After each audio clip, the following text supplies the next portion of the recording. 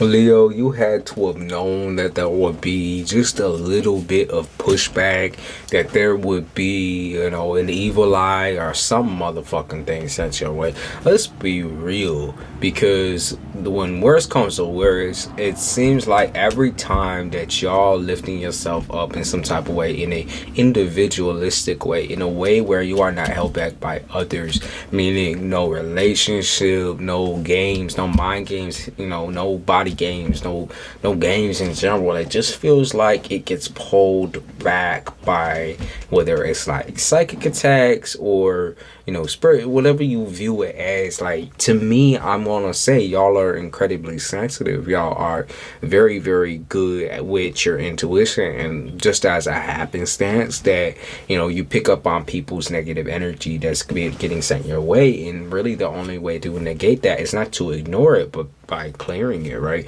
So you take a fucking stick of sage or incense, I use bay leaf, whatever you're comfortable with using, and you cleanse your space that you regularly practice mindfulness, regularly practice, like, being able to just shut your eyes for a moment. So, where you sleep, where you lie, where you sit your ass down, all those places where you relax, you gonna want to sage them. If you like a car relaxer where you like relaxing in the car, then you just sage that bitch up.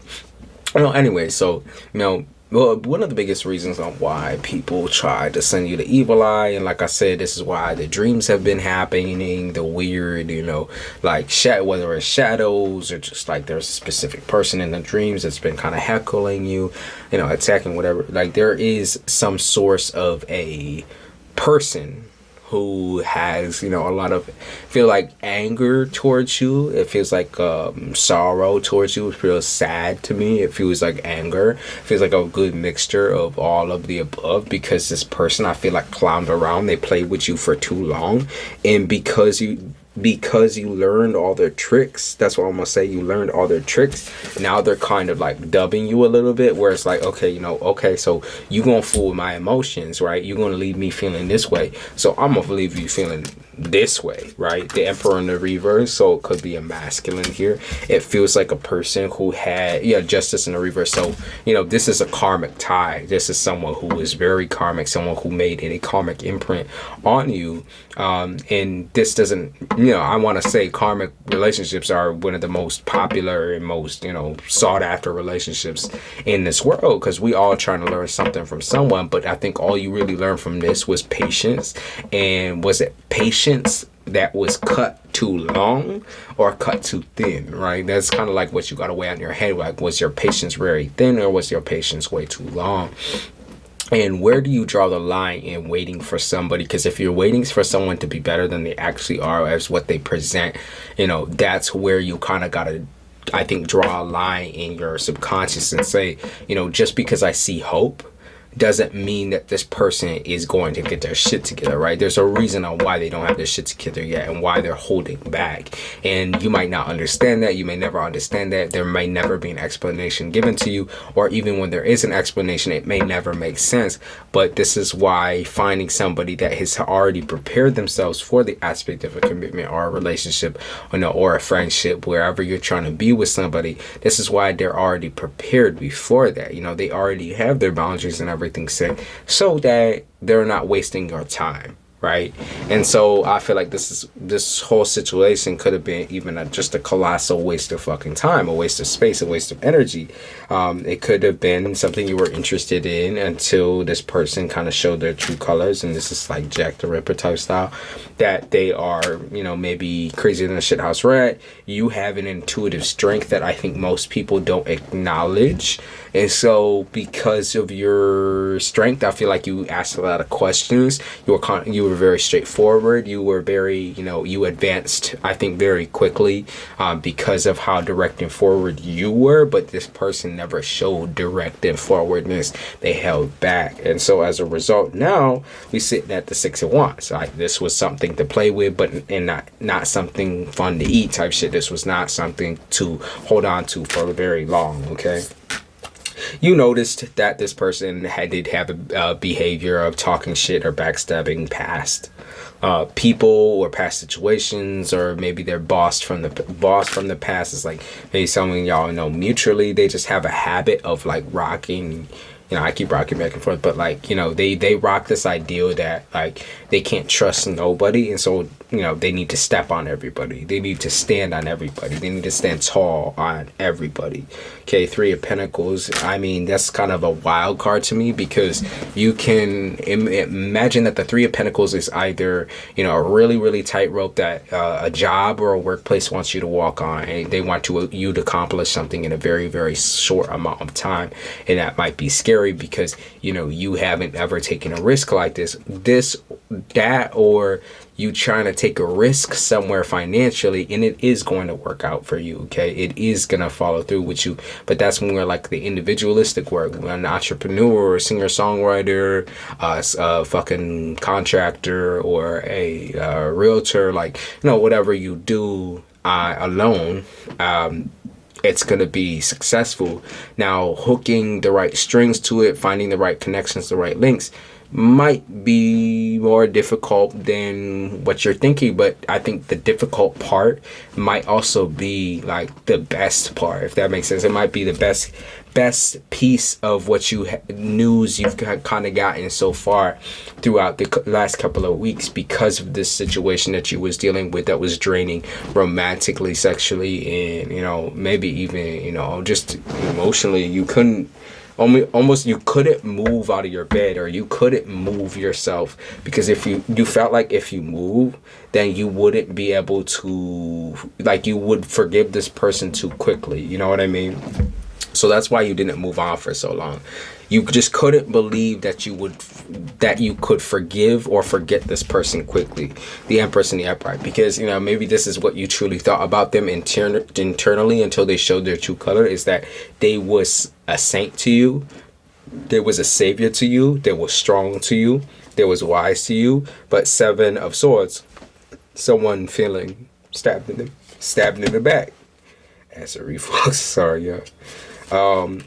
Nine of Cups, someone feeling poison, like the water is poison, like somebody has poisoned a person's mind, or like, I don't blame this on anybody, but them, to be honest with you, if they have a change of ideals or ideas when it comes to y'all's relationship, if they have a completely different way, they kind of shaped into somebody else, I'm letting you know, like, this is of their own volition. This is not anyone trying to convince them or doing magic on them. There's no excuse here. This is just who they are, just by nature, naturally, so I'm just letting you know. The Tower.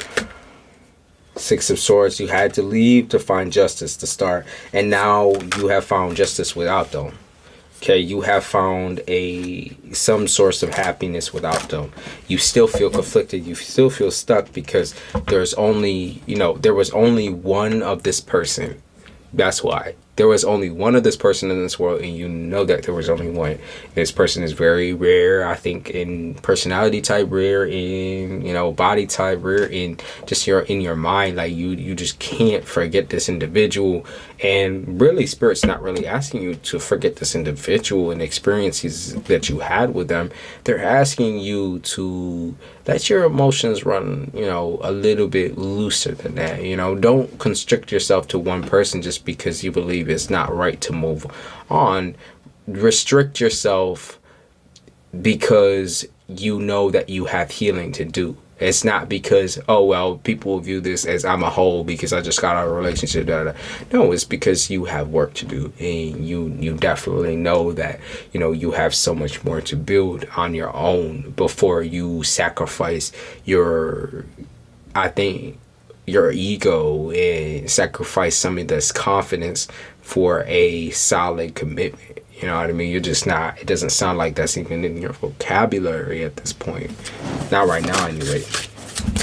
It's like you're confused at what lies in a commitment, right? What actually happens within a commitment? Is there like a difference from what I've been experiencing from a commitment? I think that maybe there was a relationship for you that did act as a commitment, but it might not have been a traditional relationship, and it might not even have been like a romantic relationship. It could have just been a fucking friendship, and this is kind of what you're backing it with and comparing it to. It's like, you know, I had a real friend back in the day, or I had a real person by my side. You know, this could be your brother, your father, your mother, you know, your sister.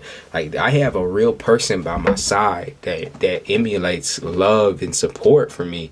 So where do I find this within my romantic life? Where do I channel this energy? Why can't it break through? You know, why do I always find these people that have no qualms about trying to destroy me or my character or my karma? You know, I think that a lot of people have been kind of wetting down on your karma because they see somebody who's easily controlled and pulled to the side, okay, easily distracted. Easily curious about shit that you shouldn't even be curious about. The Wheel of Fortune, destiny, and fate has something in store for you. They know that. They know that you are very, you know, spiritual, high energy in nature. But what they don't understand is like the path that you're taking, why it's, I think, taking so long, and two, why you're so unhappy with what you want. You know, they're trying to understand that. And maybe because what you want, you feel like isn't tangible. It's not something that you can wish for or can have. But I'm going to be real with you. I think that, you know, that's what I be seeing. Okay, you a princess, you a queen type shit. You have the ability to communicate with the unusual and the non-norm type people. You have abilities to communicate with even, you know, your worst fears, your worst emotions. Like there's a lot of like connecting with other animals through your emotions, just like gravitating towards them because y'all feel similarly, or like even adopting an animal or finding an animal on the street. It's just like there's so many layers to this, whatever this is. 10 of Cups is like, you know, okay, so you're filled to the brim, you've gotten everything, you've weeded out all the week, and, you know, etc. But the Fool, but you can't quickly decide this, right? You can't just like jump into it, okay? Don't quickly decide this shit because you might regret it, right? So what's the outcome of this situation? Death in the upright. Okay, so change. Regardless, there is wicked amounts of change coming. There is a insane amount of change. I feel like a lot of it has to do with y'all actually using your intuition to block off the evil eye, the evil intentions, the nasty people. I think that this will be the first time we ever really get to see you on my channel defend yourself from the beasts that are, you know, spiritual attackers. From the exes, from the friends, from everybody that you kind of left behind. Ace of Cups, because they just never can forget about you. You know, that's the deal. They can never ever forget. So the Magician, my favorite card, one of my favorite cards. You can't have you can't have a rifle in its casing and expect to fire it. Okay, like you can't have the safety on a weapon and expect to be able to hit the fucking trigger, right? Like you are taking a safe route right now, where I think that you're trying to save yourself the emotions, save yourself the tears, by not assessing this relationship or the situationship as what you should be. You know what I mean? You're trying to, I'm gonna say the easy way out, it's the cowardly way. Because this, you know, you usually Leos have no qualms with like kind of tearing something down and renewing it. But I think you're playing the safe route, which kind of is a little bit scary. You know, I'm not gonna say that, you know, it's negative, because I don't think so. But I do think that it's gonna make things a lot difficult. Okay, if you're trying to stay passive through a situation like this, because I don't think that there is a possibility of being passive. Let's see. Let's give you guys a planet card for a sign. Libra. Okay, y'all got Libra, Leo, and you got yourselves, and Taurus. Okay, so these could be your top three: Libra, Leo, and Taurus. or these can be people around you that surround you that affect you. But I'm going to explain these cards kind of one by one and what they mean, together as a spectrum. So starting with Taurus here to the right, Taurus to me is the stubbornness, the unwillingness to surrender. Okay, and unbeknownst to you, there's obviously some articulate or statistical gameplay going on behind your back. Libra to me represents like some type of scheduled attack or scheduled situation where you're maybe even unable to defend yourself because somebody is talking S, or somebody is trying to create a toxic position towards you. They're trying to create this bubble towards you to make you feel held in, to make you feel conquered, to make you feel weak, right? And so, okay, Scorpio, this is another death card technically. So Scorpio is the death card in tarot, but more or less Scorpio is one of the most important signs in the zodiac because they represent reincarnation. And this is the death of an old version of yourself and the renewal of something that maybe in the past or previously you had completely declined within yourself. This is not like a person, more or less. This is like a feeling, right, within yourself. Something that you declined or shot down in the past, you're bringing it back to see it in its prime and its gold and its fruition. I think that's very brave. Very brave, very wild. You have so much character inside of you. You cannot give up just because you can't trust anybody, right? And you feel like you gotta ball up and clam yourself up and just not push forward. I need y'all to be on your 100% push forward no matter what. Even if people are telling you nah, this ain't it, this isn't who you are type shit. Only you know who you are, okay? This is why you're so fucking confused. Eight of Cups is because people keep trying to tell you who you the fucking are. Like Two of Wands is who you this is really you, okay? Like this is real, so believe it. This is real, okay? What we're talking about right now is real. So fucking believe it, okay, Leo? So, Leo, I appreciate it. This was, a pretty decent reading for someone who hasn't read Leo in a little bit. But, I think that y'all's story is pretty complex. I feel like it has a lot of complex emotions and twists and turns and ties. I feel like there's a lot of connections that are being made behind your back that shouldn't be being made. I think that, the number one advice that I could honestly give you is that you have a mouth, you have a set of vocals, and that you can use them and you can essentially escape all by yourself if you wanted to, okay? You're a lion. You're not a fucking, marmot or a rodent. You are a whole ass lion.